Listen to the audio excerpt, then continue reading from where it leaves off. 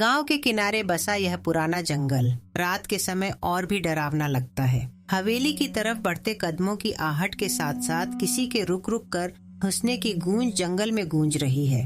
पेड़ों की टहनियों पर बैठे कौवे डरावनी आवाजें निकाल रहे हैं। रुक्मिणी, गांव की सबसे बूढ़ी औरत, अपने कांपते हाथों से माला फेर रही है। अचानक दरवाजा तेज आवाज के साथ खुलता है और श्यामा, उसकी पोती, अंदर घबराई हुई आती है। दादी, बाहर सब कह रहे हैं कि आज फिर उस डायन का तांडव होगा। क्या सच में वो वापस आ गई है?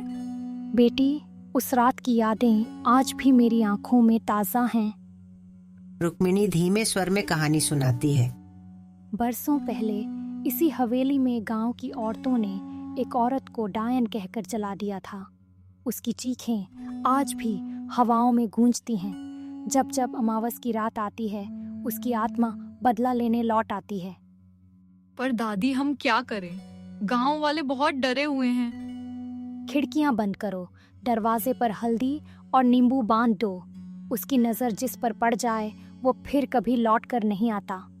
डायन की आंखें लाल, बाल बिखरे और उसके हाथों की उंगलियां बेहद लंबी और टेढ़ी हैं। उसकी हंसी से हवा तक कांप जाती है। गांव के कुत्ते भौंकने लगते हैं और लोग घरों के भीतर दुबक जाते हैं। डायन की उपस्थिति पूरे माहौल को भय से भर देती है। हर छाया में उसका अक्स दिखता है।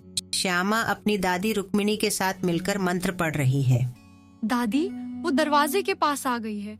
उसके पैर उल्टे हैं, उसकी परछाई लंबी होती जा रही है।